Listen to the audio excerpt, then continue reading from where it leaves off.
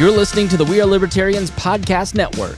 Find all of our shows at wearelibertarians.com. You're listening to the We Are Libertarians Network. Learn more at wearelibertarians.com.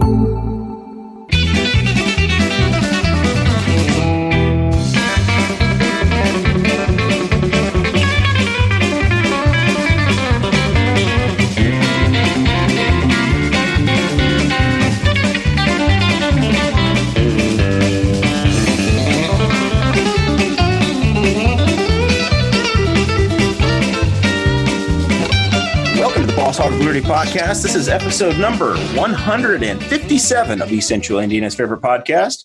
I'm Jeremiah Morrell. Today I'm joined by producer Chris Guffey, co-host or intern Mason Rottinghaus, nobody remembers anymore, and my forever co-host, Mr. Dakota Davis. Today's episode features the four of us. We will be talking about the coronavirus, of course. What else is there to talk about in this day and age? Against our will. We are broadcasting from Zoom, so if the audio quality isn't great, that is why, but we're still trying to push out entertaining content for you guys. We will be mainly focusing on the coronavirus locally today. We're going to talk about a big news story that came out about a man who was charged with violating the stay-at-home order in Newcastle, Indiana. We will also be talking about the potential for golf courses to be closing in Henry County as well. And then as we get down to it, earlier this week we posted Google results for the information they had on travel. Google is tracking your phone, surprise, surprise, and they are comparing that data to before the coronavirus to see if you are trying to flatten the curve. All of those things are to come, so make sure you stick around to the very end, and we'll be entertaining if we don't sound good. We're doing the best we can, guys. It's there's various pieces of equipment out there, and we're making it work as best we can. This show is about our lives in rural Indiana. We're here to push your boundaries and make you think as individuals. Sometimes we'll provoke you, other times we'll make you laugh, but hopefully you'll always learn something new.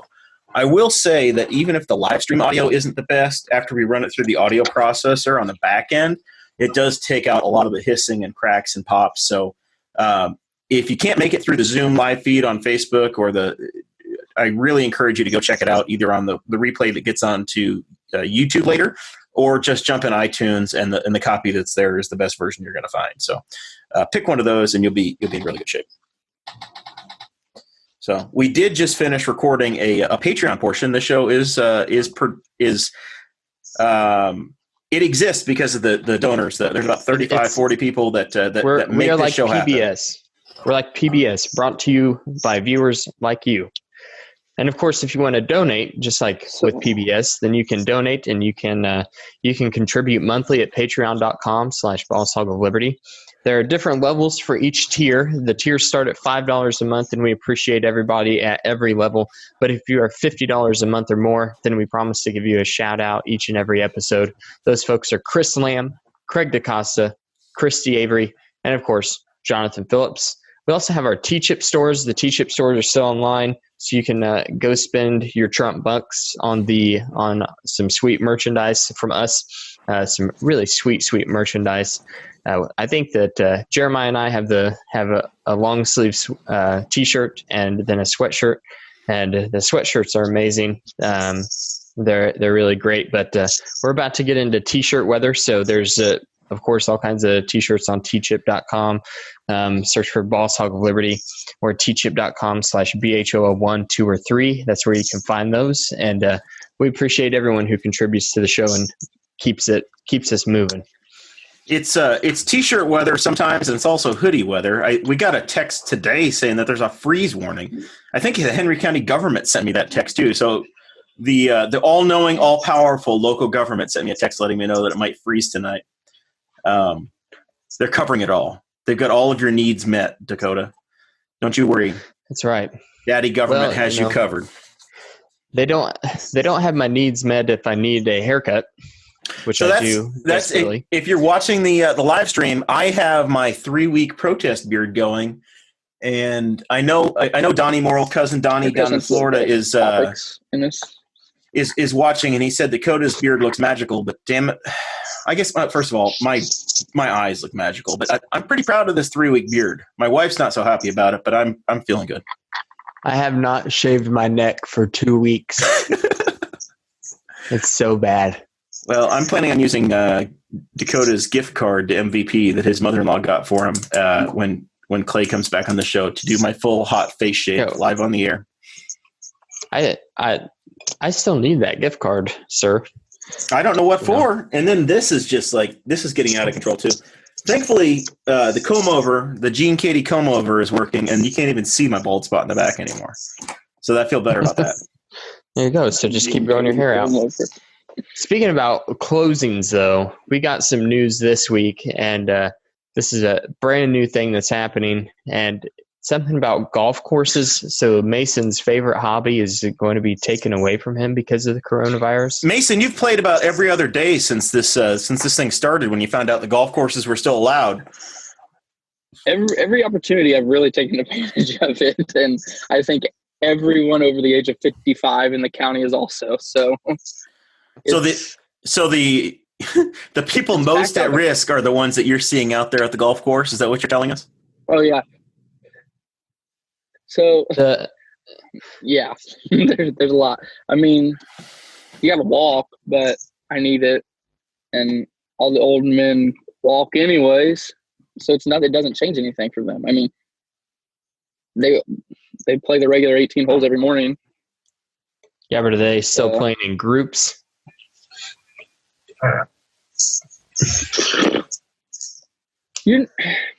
Even if you're before all this in golf, you're not like, unless you're in a cart, you're not on top of each other. Yeah. You still have the 6 foot distance.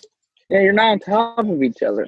Yeah. Most likely you still have that 6 foot distance, but then there's a certain individual course in the county that refuses to do what's been set forth. And so the reports that I've heard from the golfing community, we'll name names because it's fun.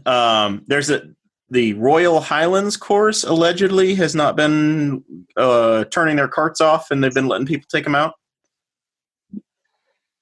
Yeah, so I have seen on multiple Snapchats people at Royal Highlands on the carts, but Hancock County, theirs is carts are still able to be used. They get cleaned after everyone gets off of them. Everyone has their own carts. It's first come, first serve, and the only time you can have somebody else in the cart with you is if they're immediate family. See, that makes a lot of sense to me. I was thinking about this issue as we got to talking about it pre-show, and it's like it's really not that different. Like, they can put the same policies forward that they do with shopping carts at Kroger or Walmart. There's a guy there whenever the carts come in, and he disinfects the whole thing. And, just like always with grocery shopping, you have your own cart. Why can't you do that at a golf course as well? Why do we have to immediately jump to the decision to just close it down, shut it down? It's just like the problem with the chickens in the city of Newcastle, where they said that they had problems with people not taking proper care of their chickens. But so they just go ahead and decide to ban them. Well, why don't you just try to do something to try to fix the folks that were doing it wrong instead of just ruining it for everyone? So there was a conference call earlier. One of the things that we can actually do. Earlier this week, there was a conference call from the health department that basically said, hey, it's been abused and it hasn't worked out, and they have to get rid of it. And I will say that, March 23rd or so, the county commissioners passed their ordinance that really locked down a lot of the businesses. That's what shut down the barbers and the beauticians and the tattoo shops and many of the small businesses in the community that were deemed to be non-essential. But golf courses were carved out. Golf courses, parks, those sorts of things were still allowed to operate. And we've seen the lockdown this week where city parks, the mayor last Saturday or Sunday ordered the city of Newcastle to close its parks down. You can still walk around the exterior of Baker Park, which is the big central park in town. But the skate park was stopped, and any activities actually inside of the city parks are also off limits now. Yeah, there's there's other parks that city parks are on lockdown. The Westwood Park here in Henry County, which is a lot of people think that is a state park. It's actually a privately owned park, but their board said that due to observations from the ranger station there of people not observing the social distancing rules that private park had set forward, their board went ahead and decided to close the park until further notice. So that park is gone as well, which is a real shame because it's super close to my house. I kayak a lot. I like to walk trails a lot, and it's a really good park. They really do a good job of keeping it clean. But that's just like I was saying before. A small group of people had to ruin it for everyone else who wanted to responsibly go and enjoy the facilities. It's interesting that the locals are closing down parks because the state parks have been open. And in fact, the DNR has waived gate fees and tried to encourage people to come out and take activities. We got a chat question from Donnie Morrell earlier asking about what kind of lockdown we have, and we've seen reports from people that are in boats getting pulled over, arrested, and folks walking on beaches that were all alone, getting in trouble in California. The policy from the state of Indiana has been get outside, go to a park, maintain your social distances, stay at least 6 feet away from other folks, and be in groups of less than 10, and you're ticking the boxes of what's allowed. In my household, that's what we've been trying to do. We spent the last 4 weekends in DNR campgrounds. We took the camper out and went to 4 different DNR properties over the last month on the weekends. I will say last weekend, Star of Hollow SRA, State Recreation Area down in Jackson County, it was probably at 80 to 90% capacity. And then that was on Sunday we left. On Monday, the governor announced that they were shutting down campgrounds. And I would say that that's probably one of the reasons why is that they started to fill up. The first couple weeks, we didn't have the greatest weather. And now we've really, really gotten some nicer weather and more people are flocking outside.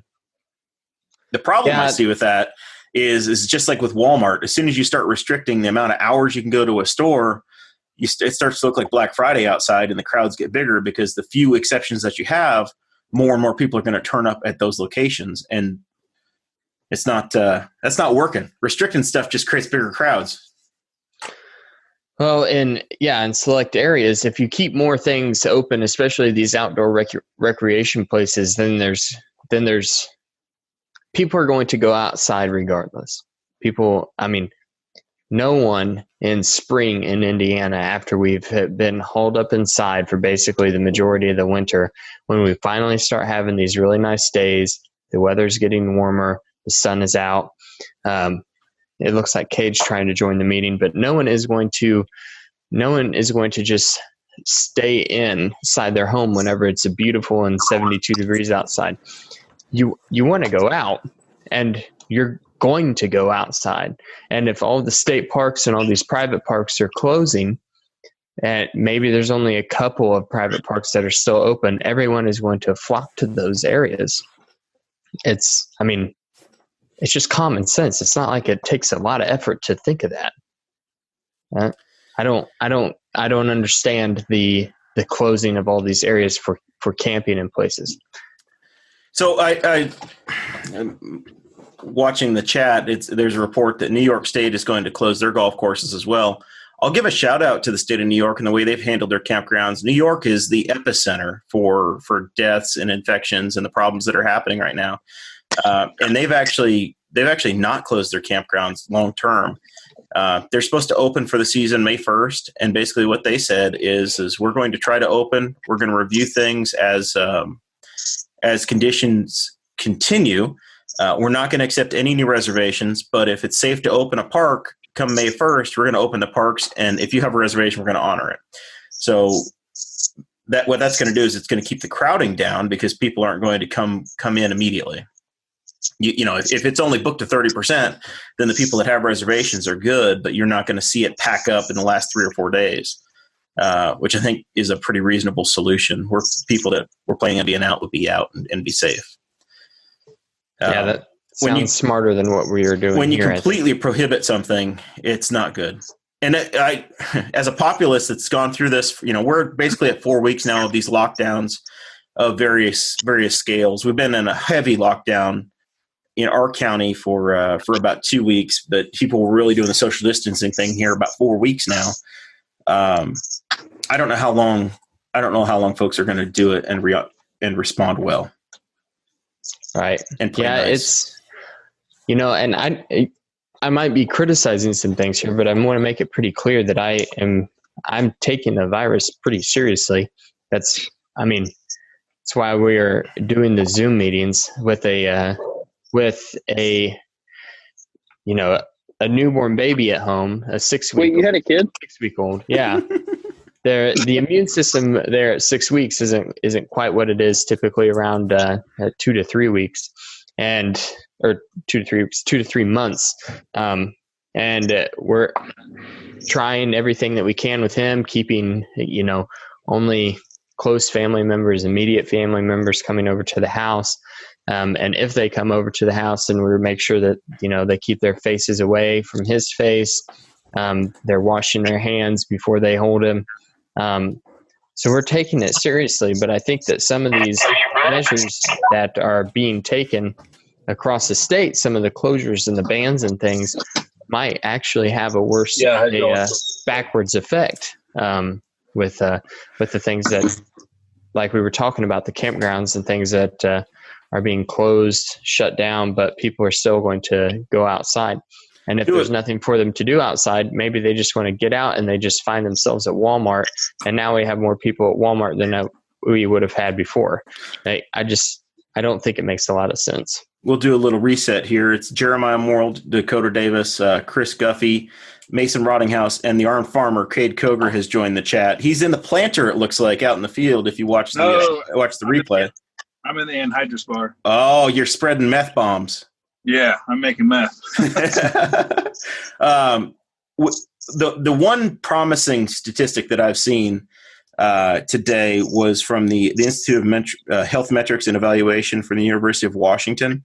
And this is an article that came through NPR today, and they had state-by-state demographics. And for the state of Indiana, they're saying that this is dark, but the peak death date for our state is expected to be next week. April 16th is the date, so we're about a week away from that.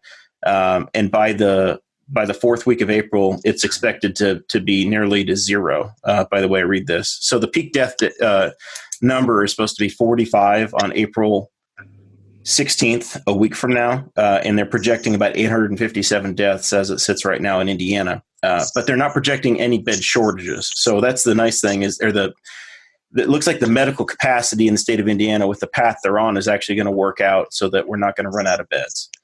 New York State, their peak was predicted to be today, and it was supposed to be 780. They're projecting to be short 9,600 beds.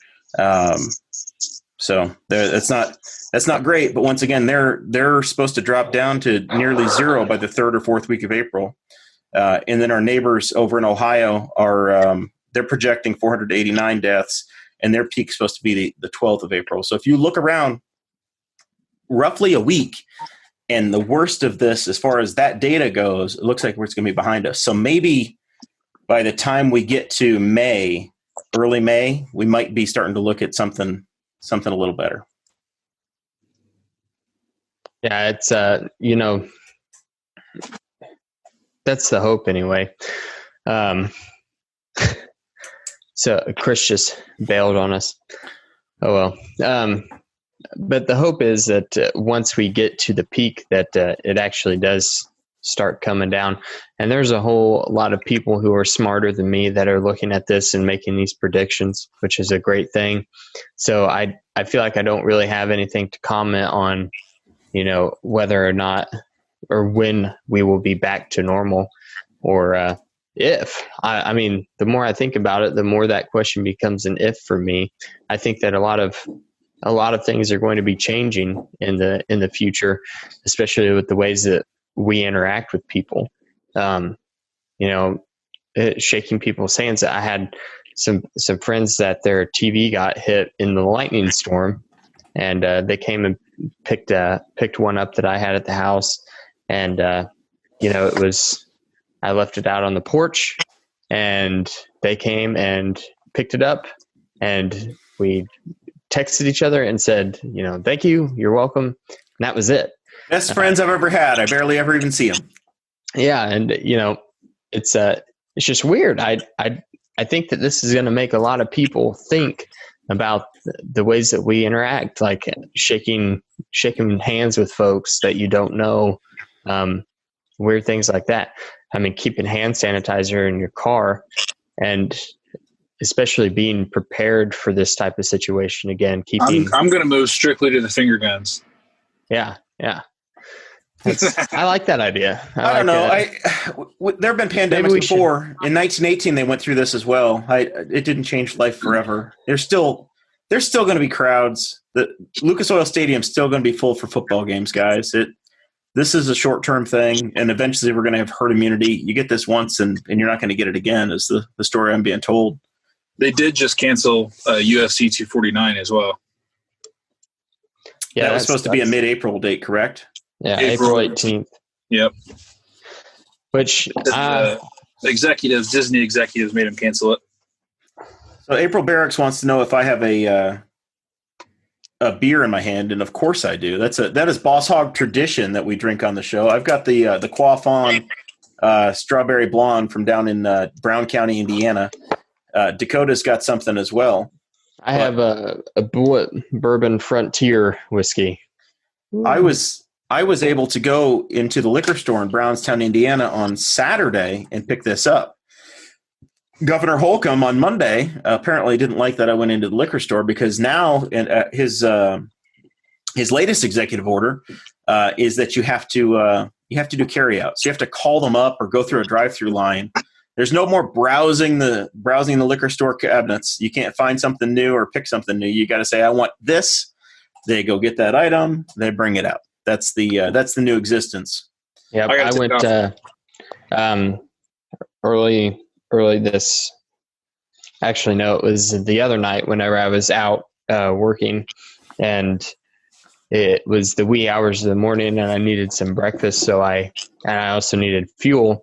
So I went into the truck stop at Knightstown and was planning on getting one of their breakfast burritos that they have there, and their whole coffee area and the area where they sell hot food, it was an order basis. So you had to walk up to a little makeshift counter and place your order, and the worker behind the counter grabbed your coffee and your breakfast burrito, took it to the checkout out counter, and then you purchased it.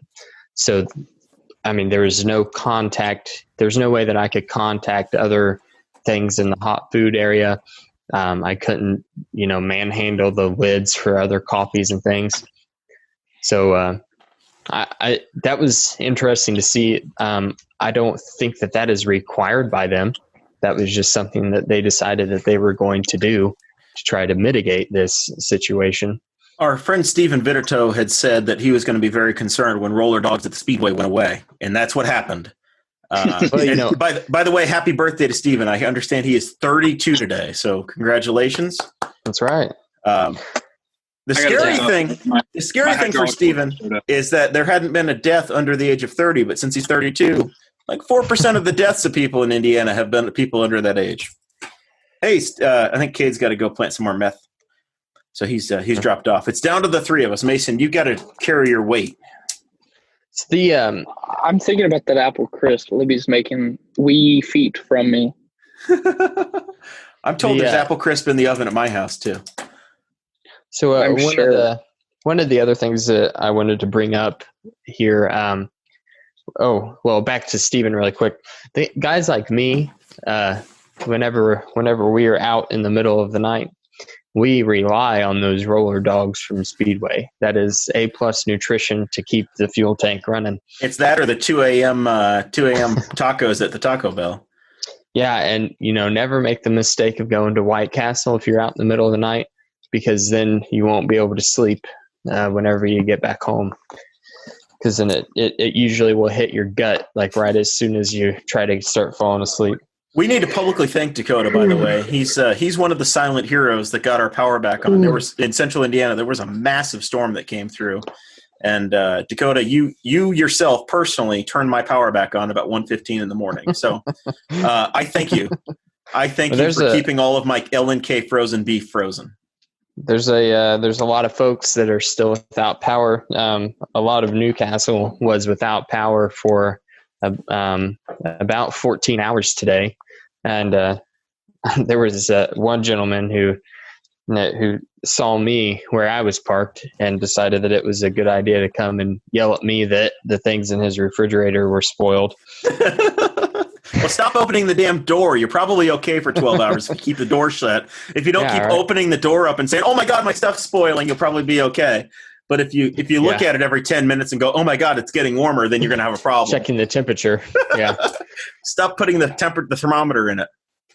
You know, the guys that are out, the big heroes are the linemen, and those guys are trying their hardest. They work extremely hard and as fast as they possibly can. But it's also an extremely dangerous job. There's a lot of hazards that, unfortunately, they can't be mitigated because some of the things that we're working with might not be great. There's a lot of unknowns in these situations. So, and that's what they're constantly thinking about. And they don't need a member of the public to come up screaming at them about spoiled food whenever that stuff is going through their mind as well. So that's my little PSA today.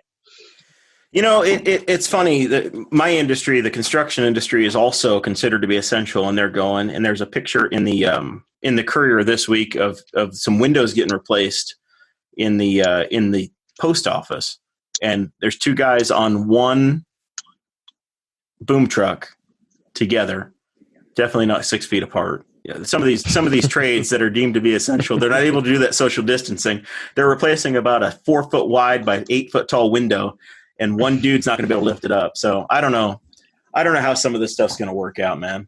I was on a construction site earlier in the week, and the construction workers there had on homemade cloth surgical type masks. So that was interesting to see. A couple of the guys even had on they're like grinding face shields. It seemed permanently to keep other debris, I guess, bodily fluids from hitting their face. Whew. All right. So in Newcastle, Henry County here, we've had our very first arrest. Somebody has been charged. Prosecutor Joe, we met him. He's been on the show, friend of the show. Prosecutor Joe has charged Cody Hill, 21 years old, of Henry County, for violating the stay-at-home directive. It's in the Star Press, the Muncie newspaper. He was joyriding once again, Mason, in his Mercury Cougar, big cat, over on Cougar Street, on Columbus Street, here in Newcastle. So we have had our first person charged. It was a Mercury Cougar that, by the way, he paid $15 for, according to the Star Press article. So he admitted to that. Hopefully he didn't put $1 on they really hit you hard for him. Yeah, he's going to have like 48 cents in taxes due on that car. The guy's also got like 5 other charges against him, so it's kind of a tack-on charge. But it made the news. Stolen vehicle charge. The worst time to steal a vehicle is whenever you are the only person on the road. That's not a good look. Yeah, so it's a misdemeanor with 180 days in jail potentially, but the auto theft is a level 6 felony with 30 months in prison. So I don't know. It seems like one of those charges they tossed on so that would make the news and we'd talk about it.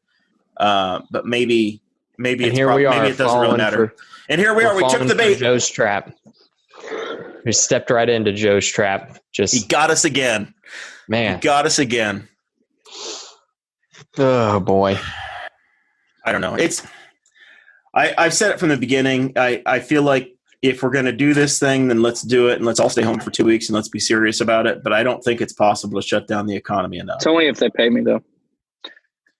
Not getting paid. It's not going to work because we still want electricity. So when this thing happens, Dakota's got to go out. Why do they need to pay you if you're not doing anything for them, Mason? A company is there to make a profit. How are you producing, Mason? You were just a drain on the system if you aren't producing. I am producing. I produce shades. Not if you're not working. World. If you are not doing anything, why should they pay you? Why are you entitled to their money if you are I'm not saying they should pay me if I'm not working. I'm saying so the government. I got to be out. Yeah, your favorite Uncle Sam. Uncle Gov. Uncle Gov. That's where Uncle Gov. Yeah, it is. Do you see? Is that? I mean, I'm not getting a stimulus check. You're getting a stimulus check. Jeremiah's getting a stimulus check. What about me? That's because you're still a dependent to someone else.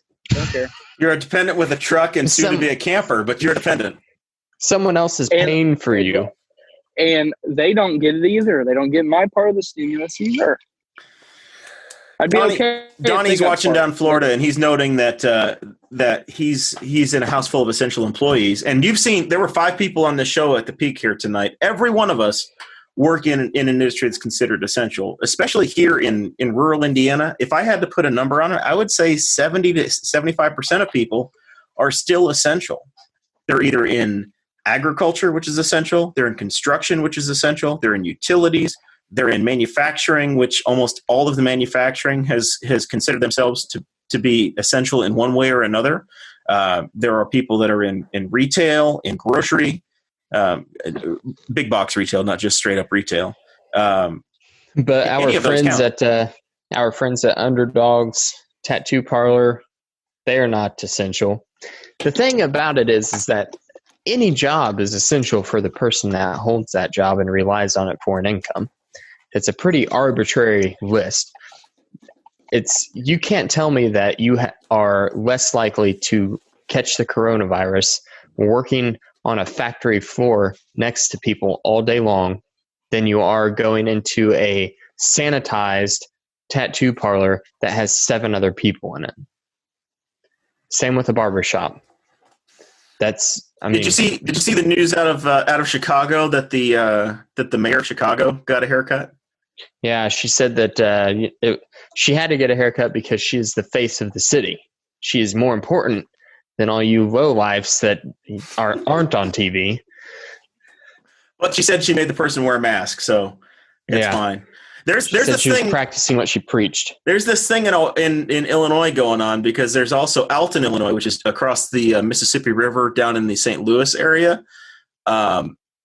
Mayor Brent Walker had a house party or a bar party raided, and his wife was in the bar. His own wife got arrested, and he instructed the city cops to say she's like anybody else. You need to treat her like everybody else. But it was Hiram's Tavern in downtown Alton, Illinois. He ordered all the bars closed, and 48 hours later, his own wife was in a bar violating the statewide order. That's hilarious. Incredible. It's a misdemeanor. Apparently, we're getting to hear about what the potential jail time is for all of these. If you get caught in a bar right now in Illinois, up to 364 days in jail and or a $2,500 fine for everybody there. The mayor said he's very embarrassed by his wife's actions, and he apologizes to the citizens of his town. So and he made the Boss Hog podcast. So congratulations. Yeah, that's right. So if you are a Patreon member, you get access to show notes. I'm going to go out of order with the show notes here really quick and talk about the Google COVID-19 mobility reports. If you follow the Facebook page, then you saw earlier this week, I shared some screenshots of the state of Indiana as a whole and Henry County as a whole, the mobility reports from Google. So those of you that don't know, Google has decided to use their location services, which they've always used. They've always had that. and they're comparing the data now to prior to the start of the coronavirus in these areas, and just to see, like how the government's orders of social distancing, stay-at-home orders, and those type things, to see if they're really working, if people are actually paying attention to them. I thought it was really interesting. I do think that there's a broader conversation that could be had about this entire thing of concerning privacy. But before we get into that, it's funny. We give away this data and it's not supposed to be used for anything, and then it makes the news media, and the next thing you know, your local lawmakers or your local ordinance makers, local policymakers are using that data that's not really individual, but they're saying, oh, you know what, you guys didn't listen to us, so we're going to change. We're going to change public policy based upon anecdotal evidence that Google pulled. So, but really quick, I want to ask, like, how much is enough? How far down does it have to go before they go, I think that what we've done is good and what we've done is enough? Because retail and recreation was down 48%, so by almost half of the amount of people that were going out, going shopping, doing stuff. It says that that's places like restaurants, cafes, shopping centers, theme parks, museums, libraries, and movie theaters. So the data still says that people are going to those places, but those restaurants are still set for carryout. So how good is that data? If you're still going to Arby's, but you're not going in the restaurant, but you're going through the drive-through line, the data is still going to show that you showed up at that location. So how good is that information, right? Well, still having contact with a stranger. I'm carrying 2 cell phones on me. So if I go to a state park last weekend, the weekend before, 4 weeks in a row, I went to a state park. I carried 2 cell phones. My wife went with me. She had a cell phone. We were doing something that was very consistent with the governor's order, going to a park, following the social distancing requirements or expectations that the state set. Well, then that data gets pulled, and they say, wait, you guys you're not staying home enough. And it's not a stay-at-home order. It's a social distancing order. You're still saying that travel is acceptable to go on hikes, to go on walks, to go camping as of last Monday. So the data is going to show that we left the house, but we're completely within the bounds of what's okay with the parks, what's okay with the government. One part that was interesting about this is for the state of Indiana as a whole, the amount of people that went to parks went up by 24%. So that was, it's encouraged. So I don't, if I'm a public official and I'm making policy, I'm going, look, we've decreased the amount that people are going out and they're going shopping, because even going to pharmacies and to grocery stores is down by 25%. So I'm going, look, there's way less people that are going out and going shopping or going to restaurants or even going and getting groceries. And now people are going and spending their time outdoors and enjoying outdoor places. And hopefully in those places, they are also following the social distancing guidelines that are set forth by the CDC. So I look at that. I think that's a good thing that people are going shopping less, but are spending more time outside and going to parks and enjoying the public areas that we have in the state of Indiana that are quite beautiful this time of year. Have you made it out, Dakota, or have you been, you've been work, grocery store, home, that's it? Have you made it out into any parks? No, I haven't. I haven't at all. Work, I've been quite busy otherwise, but most of my job is spent outside, and that's one of the things I love the most about my career is I spend a lot of my time outside. So that's fine. I, of course, would love to go to more state parks, like the places that we frequent in Brookville. Of course, I always went to Westwood. I always buy a pass every year to go to Westwood Park, but as we talked about earlier, that place is closed now. And who knows if I'll be able to buy a pass this year, because I'm not going to buy a pass if it's just going to be open in August or something. So is your Is your summer home in a with a park model community? Is that closed? Did the No, it's place not. still open, or it's not considered to be a campground, so they're fine? It's not considered to be a campground. Every lot owner in there owns the property that they buy. So you purchase the property, and that is your private property inside of that park. And the park operates just like an HOA. It's just would. okay. So it's just like having a small community. They're not going to throw people out of there because it's not a campground. Correct. Now the board of the park, of the campground, has sent out some guidelines asking folks to limit the amount of visitors that they bring in. So visitors are kind of off the table as of right now for a lot of people. Right. And one big giant fundraiser that our park has is we do poker runs with golf carts. So and hundreds and hundreds of people come from the tri-state area of Indiana, Kentucky, and Ohio, and they bring all their friends, they bring all their families. It's a giant party. It's also a fundraiser because you're buying tickets that are $10 a piece. Obviously, the one that is scheduled for Memorial Day every year has been canceled, which is a lot of money that the park is losing. And the next one would be in July, and we're supposed to be coming out of it in July, but I don't know that it would be. You would have to do like a cost-benefit analysis. Is it worth the risk of creating a spike in the areas that the people would go back home to just to have this fundraiser? Even if we're on the downturn of this virus, probably not. So that's another thing that's being impacted greatly from the coronavirus. I'll tell you what, the silver lining is if we do get through this thing by August or September, by May or June, August, September, October, November is going to be packed full of activities and things that got rescheduled. It's going to be an absolutely incredible fall, busy with God only knows what's happening. It is going to be crazy. So I have the numbers for Henry County in front of me. And I just want to point out, you said that you were throwing out some numbers of 75% or so of essential employees in Henry County. And the Google numbers actually kind of line up with what your numbers said. They're saying that 31% less people are going to work every day in Henry County. So, that's not a lot, but it is kind of in line with the national or with the state average of folks that go to work every day. Of course, it's going to be a lot higher in more urban areas where people have a lot of office jobs.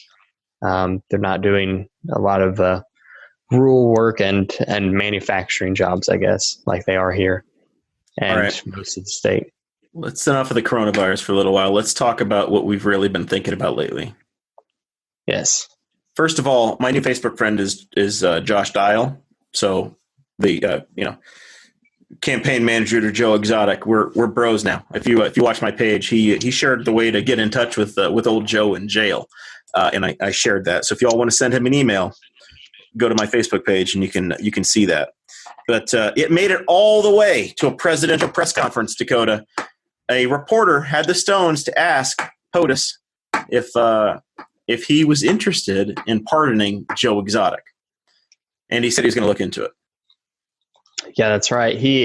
So the reporter actually said that mentioned one of Trump's sons was saying it, and he guessed. He said Trump, it's got to be. Is it Donald? It's got to be Donald. He's the one that had to be talking about it.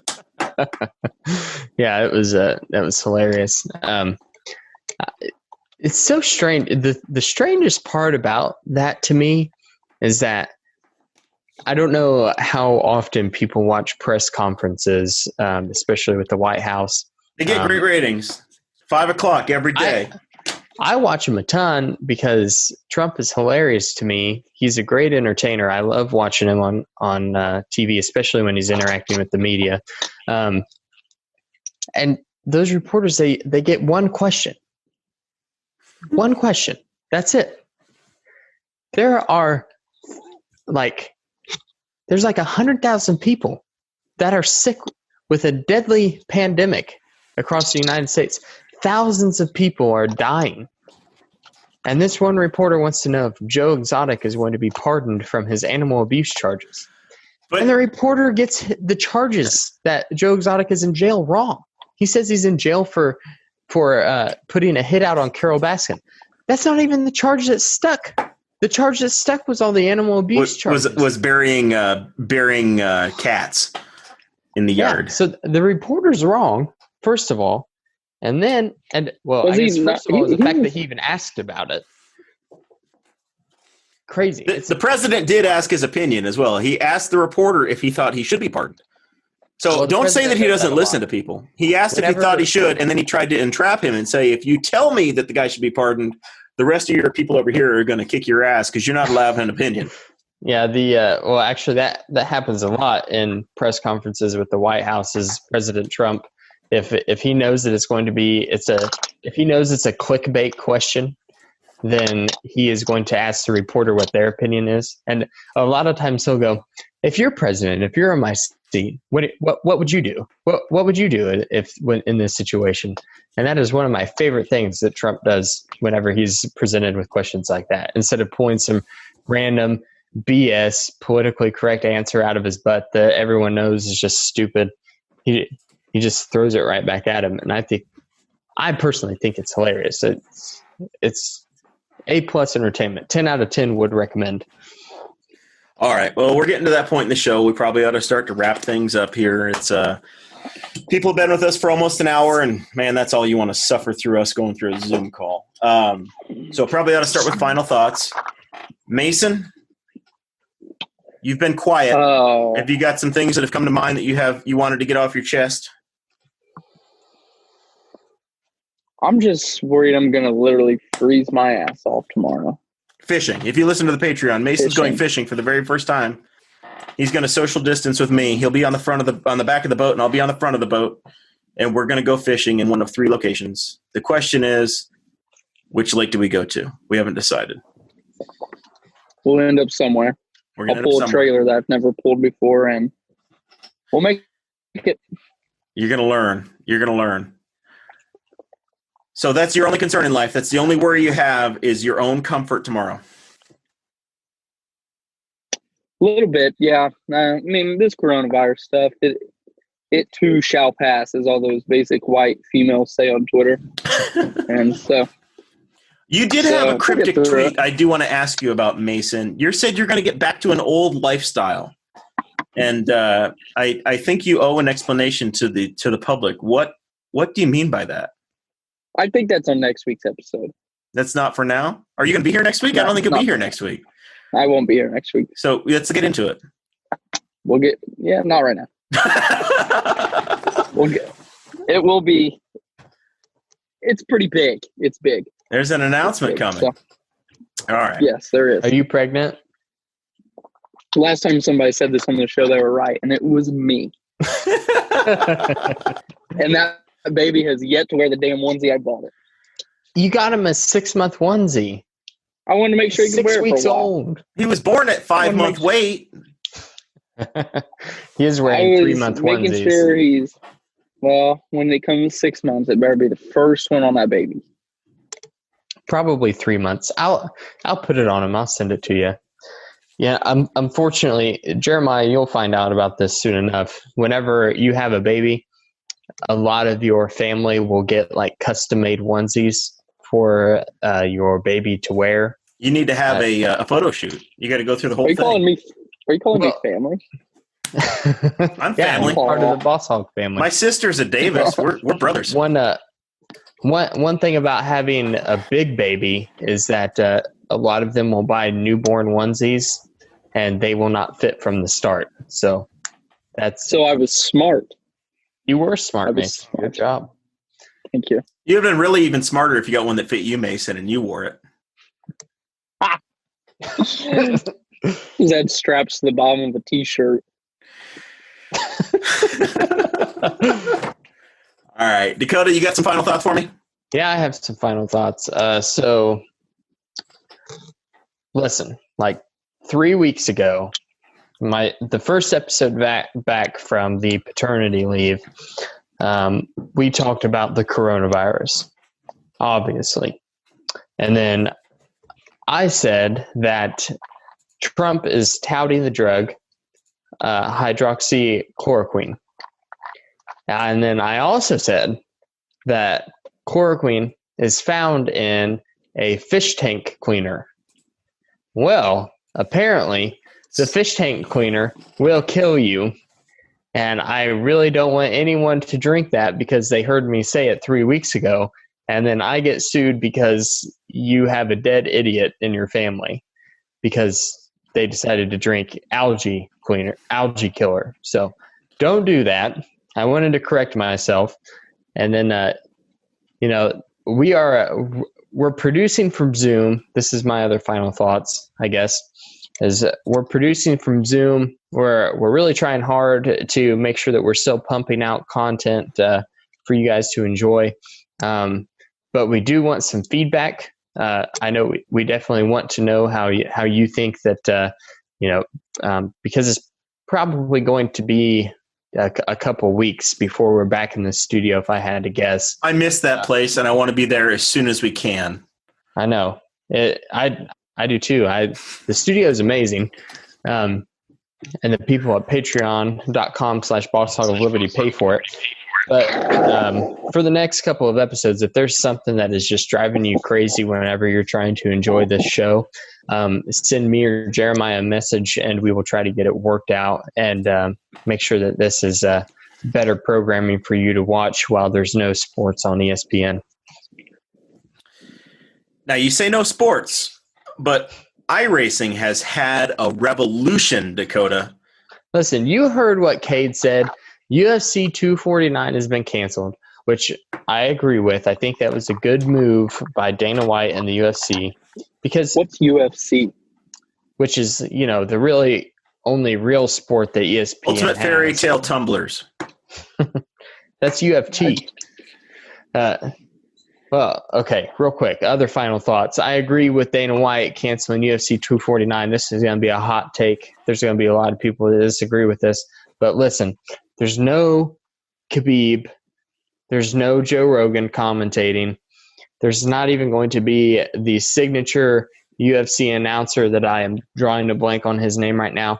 And there's going to be no crowd in the audience. And there's going to be limited amounts of coaches that are allowed ringside, which is weird. It would be like watching fighters practice. It wouldn't be like watching an actual title fight. And the fact that, Khabib wasn't going to be there anyway, so it's not even a real title fight. Why would you even have it if you're not doing the championship? They're not even fighting for a belt. It would just be intermittent. It's dumb. It wouldn't be a great fight. It wouldn't be that entertaining. It would be entertaining because it's UFC, but it wouldn't be what we wanted. It wouldn't be worth the $65 that pay-per-view cost. But it's something. Why would they do it? It's something. At this point, people are desperate.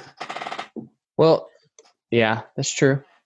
There were 400,000 people. 400,000 people watched the iRacing IndyCar race on YouTube and Twitch and the other platforms. A million people watched the NASCAR race on Fox Sports 1 and Fox Sports with Dale Earnhardt Jr. and Denny Hamlin. I watched the iRacing on YouTube just because I wanted to see what it looked like. So this weekend, in iRacing news, they're at Michigan for the IndyCar race. It'll be on NBCSN. And Simon Pagenaud live streamed this afternoon. They did a practice, a qualifying session, and the race today, and they'll do another one tomorrow at 1 o'clock on Simon's screen. And then they'll have the actual race that they're preparing for on Saturday. Dale Earnhardt Jr. of NASCAR is doing it. He was actually competitive. He qualified like 6th today in that race. But it was really cool watching Simon's live stream. It was him a camera on him, his engineer. You could chat with his engineer, and he was reading what was going on, and then he was telling Simon exactly, go high, go low, picking strategy. He was listening to fans for, hey, are you going to pit now or not, or what was the right strategy, what was the right thing to do. And then Simon, if you know, he's French. He sounds exactly like Jean Girard from Ricky Bobby. And he was doing the Jean Girard shtick during the race. Excellent. Fantastic. Well worth it. completely entertaining. So check out the iRacing. It gives you an opportunity to actually see some of these athletes and what they're thinking as the events are happening. But NBCSN has gone almost full in on it. Every night they've got something on. Fox Sports 1 does. It's like the one platform you can have some fun with these things. And Dinner with Racers, big fans of Dinner with Racers around here too. The Bircham boys, Jared and Zach, both are got me into that podcast. They right now have a Thursday night blunder race at Martinsville, which has got 3 classes of sports cars, off-road trucks, and NASCAR super trucks running around the half-mile track at Martinsville. Hilarious stuff. So much fun. So after watching the iRacing, I really think that there's going to be a whole lot more virtual sports that are headed our way in the future. I think there's going to be some really, really cool things that are coming involving like haptic feedback suits. It's going to be some pretty cool things coming our way in the future. And I am excited about that because I think it's going to be pretty sweet. I know there's a massive hole in the world right now for sports, but watching these iRaces, it has been legitimately fun and entertaining. The iRacing was super entertaining. Especially when you see the drivers giving their comment and feedback and talking and bitching about everybody else. Because they are not holding back. They are pissed off at each other, and they know each other personally, and they are mad. And when somebody crashes you out, it's epic. It's a lot of fun. Final thing I wanted to wind down with here. How do we start to unplug from this pandemic, these restrictions, Dakota and Mason? How does this stop?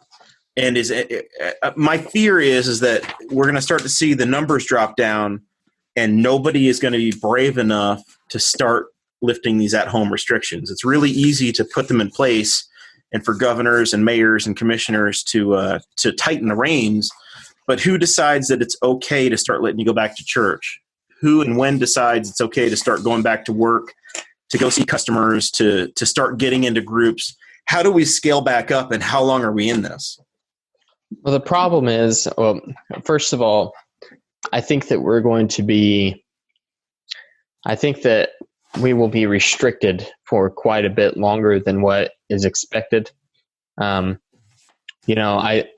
was reading today about the development of a vaccine, of other medications, and it seems like the vaccine, which the whole model of a vaccine and the reason that it's preached so heavily is because of herd immunity. And that is where everyone around you would be immune to the virus. So you have a less chance of getting it, right? If you are immunocompromised, if you're an elderly person or someone with cancer or a baby that can't have a vaccine, then hopefully the people around you have had the vaccine and they will not transfer it to you. It's the reason that right before Jackson was born, Audrey and I had our immediate family go get the Tdap vaccine for whooping cough so that they wouldn't spread whooping cough to the baby, because whooping cough can be seriously deadly for an infant. So I think that the same thing kind of applies with these respiratory illnesses. And like you were saying before, all the studies seem to suggest that once you get it, you will not get it again, and your body will develop antibodies to fight against it, just like other viruses. So I really think that, something like 85, 90% of the population is going to wind up getting this thing before it is totally gone. And I think that we're either going to get to that point or we are going to develop a vaccine before it gets to that point. But I think it's going to take a while. But back to your question about how we recover from this thing, it's going to be difficult for governments because no one wants to be the first. No one wants to be the first people that say your life can go back to normal, and then all of a sudden the blame, right? Right. Their community all of a sudden has a spike afterwards or something. And even if and we know with the media the way it is right now, even if, it goes up by 6%, the media will grab onto it and say that they went too fast. Like, oh my God, look, the number of cases jumped in this county because the restrictions were lifted. Or even if Trump did something on the national level, that they would jump all over that, even if the number of national cases, maybe they only went up by a couple hundred cases, which is nothing in the grand scheme of things. They would jump all over that as well. And that is why people are going to be terrified to lift these restrictions. So I think that our best bet would be to, practice your social distancing, keep your hands and your face clean. But, don't stop living a normal life. And, all three of us that are hosting the show right now, we might be fine, but I have two people that I live with that might not be okay. So that's a situation that's different. And if you find yourself having symptoms, then stay away from those people. Even if it takes distancing yourself in your own home, make sure that you're watching out for those immunocompromised. But ultimately, once you have it, you are not going to spread it again if you follow the proper precautions whenever you do have it, right? Yeah, once you recover, you're good. And at that point, you actually become valuable. Once you're on the other side, exactly, you can give plasma, apparently, which is helpful for research and possibly for fighting it. I've seen some pleas out of Ohio for folks looking for plasma for folks that have recovered. Right, so. Which is kind of similar to the way that they've developed these cures for HIV by analyzing white blood cells and the plasma of folks that are HIV positive. They're trying to follow the same approach with the COVID-19 virus. It's interesting, but I think it is going to be around longer. And unfortunately, I don't see these restrictions being lifted anytime soon, which is why I was upset about Westwood Park. Let's finish up. I want to guess. I want a month from each of you real quick, and then we're going to wrap up the show. Mason, what month do you think that we're going to be allowed to go do what the hell we want to do again? May. I think next month. You think May? Dakota? I do. I'm going to say August. I want to say May, but I think it's going to be June. I think June is when we're going to actually be able to get back to life again. But I wish it was May, but I think it's going to be June 1st. I think it's going to happen about the 20th. Yep. Because I've got too much to do. You got too many plans. Donnie Morrell's in the chat. Fireman and nurse paramedic saying October. His guess is October. Yeah. We'll see. The summer we were robbed of. If it's October, I'm never leaving the house again. I might as well just become a hermit and quit my job, never do anything with my life. It's not going to be October. There's too much stuff to do within the country, and it can't go that long. My feeling is that my fear is that Donnie is right about the October. The majority of it's going to be over. The pandemic's going to be over. But I feel like the political class that has decided that we're going to put these restrictions in place is going to be too hesitant to remove them out of fear. That's my concern. Do you guys think there will be more Trump checks coming? No. I don't know. I don't know what to think of that one, honestly. Andrew Yang's pressuring him today, saying that it needs to continue all the way through. If you shut the economy down until October, first of all, I'm going to be real fuzzy. Second of all, it's going to cause damage that's beyond belief. Because right now we're taking on debt that's just phenomenal. If you start getting into the fall, good Lord, that's when we're going to start seeing the bathtub gin then, boys and girls. We're going to have speakeasy, bathtub gin. Everybody's going to be pretending like they're social distancing, but it's not really going to happen. Are you guys, either one of you guys, has this made you think about being prepared for emergencies in the future? This is the emergency. No. Yeah. This is the emergency. I tried emergency once and it was disgusting. Yeah, it's great for hangovers. All right, But here's guys. the thing: it could get a lot worse than this. I mean, Little do you know, Dakota, I have a bunker. you don't even have your own house. I have a bunker. That he tells you about. All right, guys. Thank you very much. That's We as will much see as I you tell next you. Thursday night, assuming the pandemic doesn't change that. Thursday night, 7:00, and you can check your iTunes for the very nice, clean audio version of this. Thank you all for your support, and we'll see you next week.